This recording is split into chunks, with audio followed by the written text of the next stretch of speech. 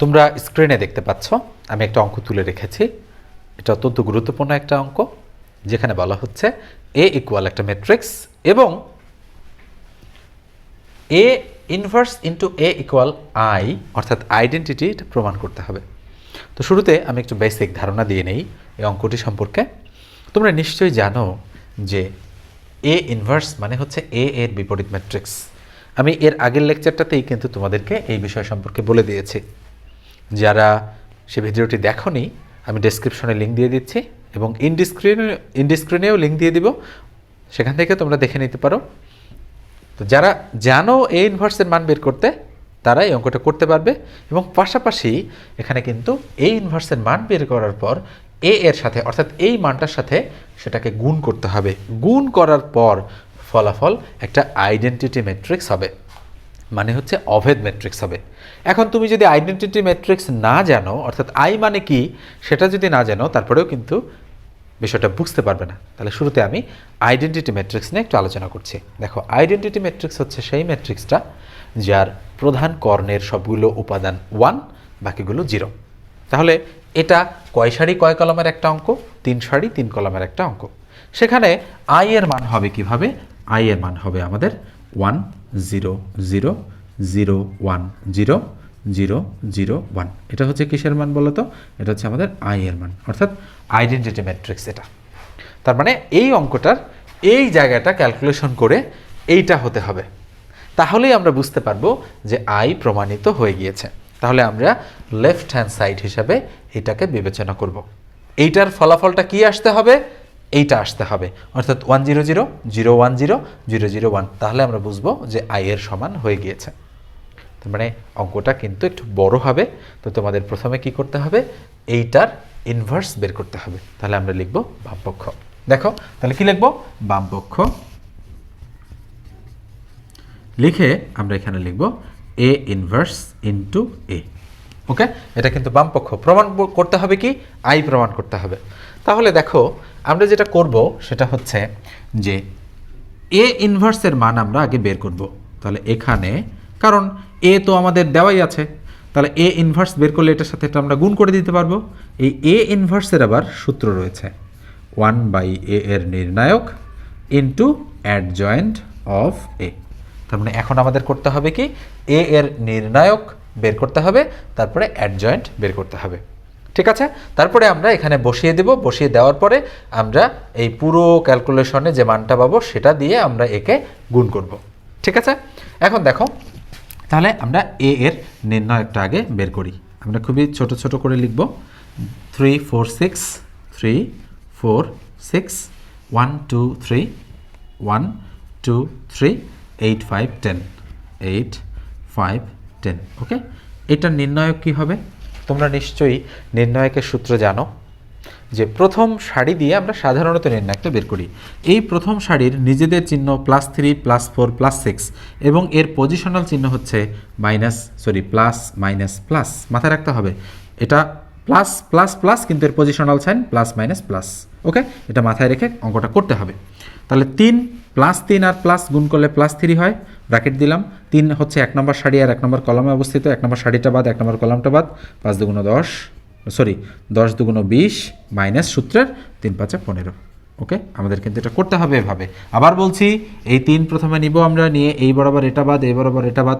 10 দুগুণ 20, 3 5 15, মাঝখানে সূত্রে মাইনাস।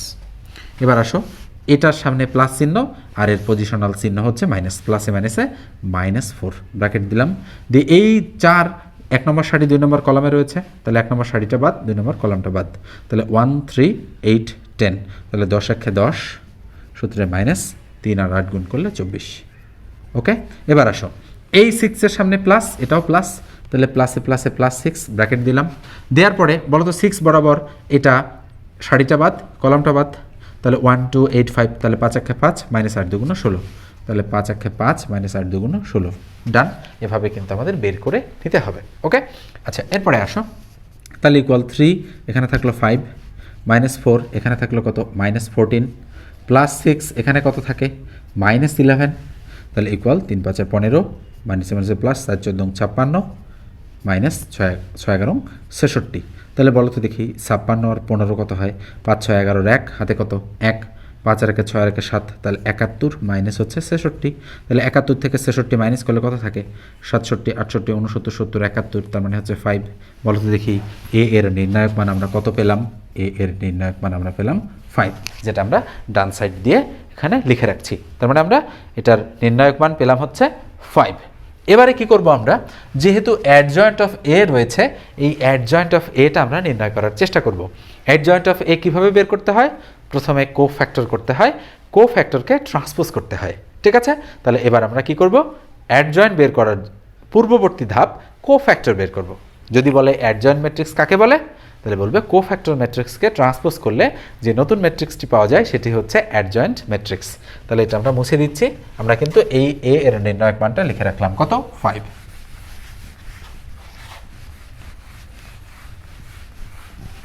এটা আমি মুছে দিলাম। আমরা এই সাইডে সূত্রটা লিখে রাখবো একটু, যে A inverse equal 1/a into কিন্তু অ্যাডজয়েন্ট অফ এ। ওকে, এটা আমরা লিখে রাখলাম এখানে। আচ্ছা, এবারে আসো যে আমরা কি করব। আমরা যেটা করব সেটা হচ্ছে যে কোফ্যাক্টর বের করব, কোফ্যাক্টর অফ এ ম্যাট্রিক্সের। তাহলে বড় করে একটা দাগ দিব। দাগ দেওয়ার পর আমরা কি করব? 3 এর কোফ্যাক্টর। তাহলে আমরা নিশ্চয়ই চিহ্ন জানি, plus minus plus, minus plus minus, plus minus plus, এই চিহ্নটা তো আমরা জানি আগে থেকেই। তার মানে 4 কানে 4টা প্লাস, মাঝখানে একটা প্লাস, বাকিগুলো মাইনাস। তাহলে 3 এর কোফ্যাক্টর কি হবে? 3 বরাবর এটা বাদ, এটা বাদ, 2 3 5 10। তাহলে 2 3 5 10, একটা গেল। এবার আসো 4 এর কোফ্যাক্টর, 4 বরাবর এটা বাদ, এটা বাদ, তাহলে 1 3 8 10, 1 3 8 10। ওকে, চিহ্ন দিয়ে দিচ্ছি, চিহ্ন মাইনাস, এটা যেহেতু প্লাস আমি দিলাম না। পরে 6 এর কোফ্যাক্টর, 6 বরাবর এটা বাদ, এটা বাদ, 1 2 8 5, 1 2 8 5। ওকে, প্লাস মাইনাস প্লাস, চিহ্ন হলো না। এবার আসো 1 এর কোফ্যাক্টর, এটা বাদ, এটা বাদ, 4 6 5 10, 4 6 5 10। বলো তো দেখি সামনে কি চিহ্ন হবে? মাইনাস তো হবে অবশ্যই, মাইনাস রয়েছে। আবার টান দিলাম, 2 এর কোফ্যাক্টর, এটা বাদ, এটা বাদ, 3 6 8 10, 3 6 8 10। এবার আসো পরেরটা, অবশ্যই মাইনাস হবে এটা যেহেতু মাইনাস রয়েছে। তাহলে এটা, তাহলে এটা বাদ, এটা বাদ, 3 4 8 5, 3 4 8 5, ডান। এবার আসো পরেরটা 8। ওকে, 8 বরাবর এটা বাদ, এটা বাদ, 4 6 2 3, 4 6 2 3। এবার আসো পরেরটা, পরেরটা মাইনাস চিহ্ন, মাইনাস দিলাম, কত হবে এটা? এটা বাদ, এটা বাদ, 3 6 1 3। তাহলে কত হবে? 3 6 1 3। পরেরটা আসো লাস্ট, এটা, এটা বাদ, এটা বাদ, 3 4 1 2, 3 4 1 2। ওকে, এই হচ্ছে আমাদের কি? কোফ্যাক্টর। ওকে, কোফ্যাক্টরের পরে আমরা কি করব? এই কোফ্যাক্টরটার আমরা হচ্ছে এই মানগুলো বের করব। 10 2 20, সূত্রের মাইনাস, 3 5 15 গেল। এটা মাইনাস দিলাম, 10 1 10 মাইনাস 3 8 24 গেল। এবার আসো 5 1 5 মাইনাস 8 2 16, ডান। এবার আসো এটা মাইনাস, সামনে আছে মাইনাস দিলাম, 4 10 40 মাইনাস 5 6 30 ইকুয়াল। আবার এটা 3 10 30 মাইনাস 6 আর 8 গুণ করলে 48। এবার আসো মাইনাস দিলাম, 3 5 15 মাইনাস 4 আর 8 গুণ করলে 32 গেল। এবার আসো এটা কত হবে? 3 4 12 মাইনাস 6 2 12 গেল। এরপর আসো এটা 3 3 9 মাইনাস 6 1 6। এবার আসো এটা 3 2 6 মাইনাস 4 1 4। ওকে, আমরা ব্র্যাকেট দিয়ে দিলাম। এরপরে নিচের দিকে আমরা কি করব? এটার মানটা আমরা বের করে নিব। মানটা কত বলো তো দেখি? 20 থেকে 15 বাদ দিলে 5, 10 থেকে 24 বাদ দিলে মাইনাস 14, তার মানে প্লাস 14।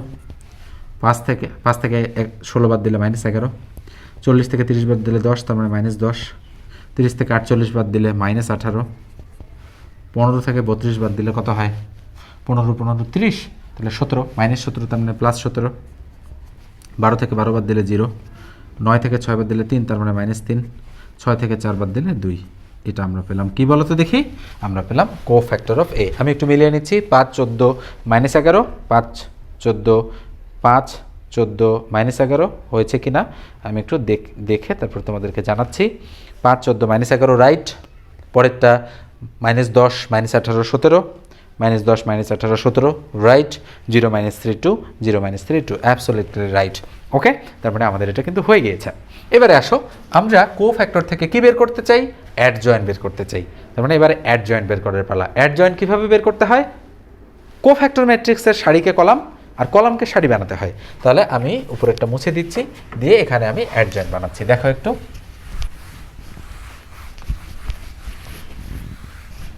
কি করবো এবার বলো তো দেখি। আমরা লিখব A D J of A, adjoint of A কি হবে?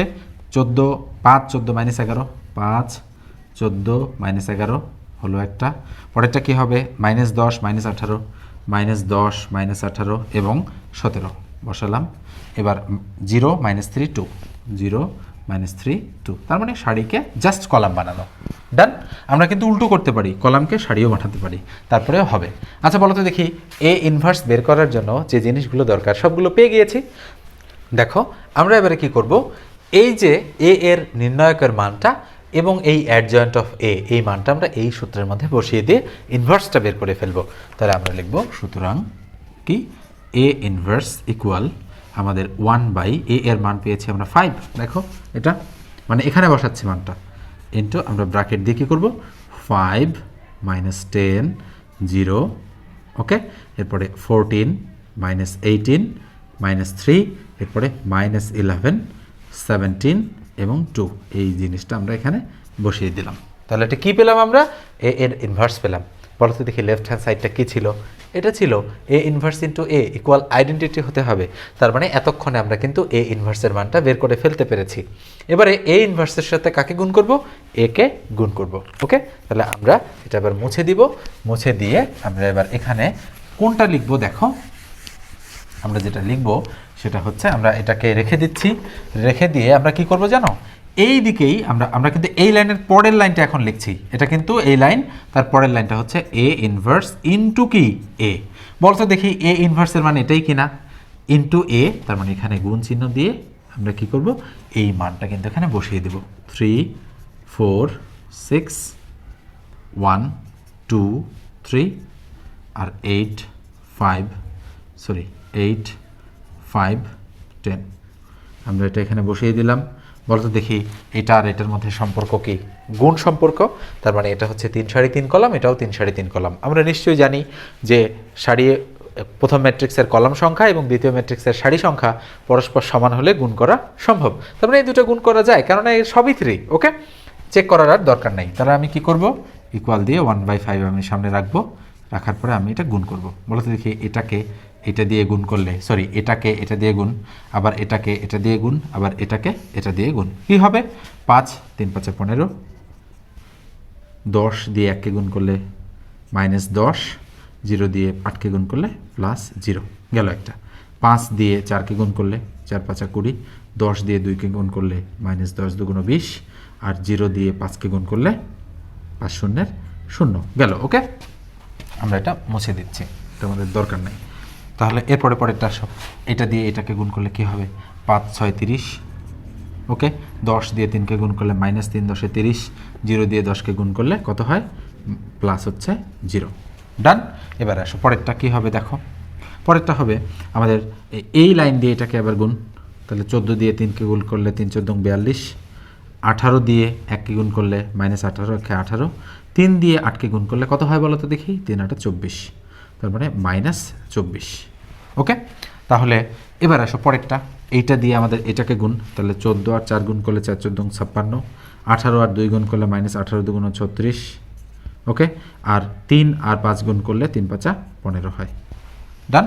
তাহলে কত কত বিষয়টা হচ্ছে দেখো তো দেখি। এখানে পরে আরেকটা বাকি আছে। তাহলে এটা দিয়ে আমরা এটাকে গুণ করব। 6 আর 14 গুণ করলে কত হয়? 6 × 14, 14 আর 6, 4 6 24 4, হাতে 2, 6 6 আর 6 6 দিয়ে 8 84। তাহলে কত হচ্ছে? কোনটা দিয়ে কোনটাকে গুণ করছি আমরা? আমরা এটা দিয়ে এটাকে গুণ করছি। তাহলে 84, 18 দিয়ে 3কে গুণ করলে -3 18 54 হয়, 54, আর 3 দিয়ে 10কে গুণ করলে -3 10 30 হবে। ঠিক আছে, এবার আসলে লাস্ট লাইন, এটা দিয়ে এটাকে যদি আমরা গুণ করি তাহলে 3 11 33, তার মানে -33। এবার 17 দিয়ে 1কে গুণ করলে +17 1 17। এবারে 17 দিয়ে 8কে গুণ করলে কত হবে? সরি 2 দিয়ে 16কে গুণ করলে 8 দুগুণ হচ্ছে 16। ওকে, এটা গেল একটা। এরপরে আসো পরেরটা, এটা দিয়ে এটাকে গুণ, তাহলে 4 11 -44। ওকে, আর 11 দিয়ে যদি আমি 2কে গুণ করি -11 দুগুণ 22, আর কত হবে বলো তো দেখি। সরি, আমাদের হয়তো ভুল হয়েছে এখানে, আমরা এইটা দিয়ে এটাকে গুণ করছি, মাথায় রাখতে হবে। 4 11 44, আর 17 দিয়ে 2কে গুণ করলে 17 দুগুণ কত হবে বলো তো, 34 হবে। তার মানে 17 দিয়ে 2কে গুণ করলে এখানে মাঝখানে প্লাস, আর 2 দিয়ে 5কে গুণ করলে প্লাস 5 দুগুণ 10 হবে। রাইট, মাথায় একটু এলোমেলো হতেই পারে। আচ্ছা, এরপরে আসো এটা দিয়ে এটাকে গুণ, তাহলে 6 11 66, তাহলে -66। এবার 17 দিয়ে গুণ করলে 3 17 51। এবার 2 দিয়ে 10কে গুণ করলে +10 দুগুণ হচ্ছে 20। এই হচ্ছে আমাদের এই অঙ্কটা। ওকে, এবারে আমরা নিচের লাইন লেখার চেষ্টা করব। তাহলে কি হবে, =1/5। আমি একটু নিচে নামিয়ে দিচ্ছি, দেখো কি হবে এখানে। এখানে হবে ব্র্যাকেট দিলাম আমরা, 1/5 ইন্টু আকারে রয়েছে, তাহলে 15 থেকে 10 বাদ দিলে 5, 20 থেকে 20 বাদ দিলে 0, 30 থেকে 30 বাদ দিলে 0, 42, তার মানে 18 আর 24 হচ্ছে 42, 42 থেকে 42 বাদ দিলে 0, 56, আচ্ছা 36 আর 15 কত হয় 51, 51 থেকে 56 বাদ দিলে 5, আর 84 থেকে 84 বাদ, তাহলে 0, 17 আর 16 হচ্ছে 33, +33 -33 0, আর 34 আর 10 44, তাহলে -44 0। এবার 51 আর 20 কত হয় 61, 61 থেকে 65 বাদ দিলে, সরি 51 আর 20 71, 71 থেকে 66 বাদ দিলে কত হয় 5। তার মানে এটা আমাদের কি হলো বলো তো দেখি। আমরা লিখতে পারি, এটা নিচে নিচে ইকুয়াল দিয়ে আমরা লিখবো, বলতো দেখি এই 1/5 প্রত্যেকটার সাথেই গুণ আকারে আছে কিনা, আছে। তাহলে 1/5 × 5, তার মানে 5 5 কাটা গেল 1। এটার সাথে যদি এটাকে গুণ করো তার মানে 0, এটার সাথে যদি এটাকে গুণ করো তার মানে 0, এটার সাথে এটাকে গুণ করলে 0, এটার সাথে এটাকে গুণ করলে 5 5 কাটা গেল থাকলো 1, এটার সাথে এটাকে গুণ করলে 0। এবার আসো এটার সাথে এটাকে গুণ করলে 0, এটার সাথে এটাকে গুণ করলে 0, এবং 5 5 কাটা গেলে থাকে 1। তার মানে আমরা বলতে পারি ইকুয়াল টু কী হচ্ছে বলো তো, আইডেন্টিটি ম্যাট্রিক্স। ইকুয়াল টু আমরা লিখতে পারি ডান পক্ষ। নিশ্চয়ই এতক্ষণে তুমি ক্লিয়ার হয়ে গিয়েছো যে আমাদের কিন্তু অঙ্কটা একদম স্মুথলি হয়ে গিয়েছে। তোমরা যদি কোথাও ভুল না করো আর যদি মনোযোগ নষ্ট না হয়, তাহলে কিন্তু অঙ্কটা একবারই হয়ে যাবে। ঠিক আছে, তো ভিডিওটা বড় হয়ে গিয়েছে, আমি এই পর্যন্তই রাখছি। এই ধরনের অঙ্কগুলো তোমরা খুব বেশি বেশি করে প্র্যাকটিস করবে, কেননা এগুলো তোমাদের পরীক্ষায় বিভিন্ন সময়ে এসেছিল এবং সামনের দিকে আসবে। ঠিক আছে, ধন্যবাদ সবাইকে। আর বরাবরের মতোই যারা এখনও চ্যানেলটি সাবস্ক্রাইব করনি তারা অবশ্যই সাবস্ক্রাইব করবে এবং ভিডিওটিতে লাইক দিয়ে দেবে, আর বন্ধুদের সঙ্গে শেয়ার করবে বিষয়গুলো। ঠিক আছে, আর আমি তোমাদের উদ্দেশ্যে বলছি যে পড়াশোনাটা যতটুকু পারো, যত অল্প সময়ই করো না কেন, মনোযোগের সহিত করবে। পড়াশোনা করার সময় অন্য কোনো বিষয় মাথায় নিয়ে আসবে না। ঠিক আছে, ভালো থেকো, সুস্থ থেকো।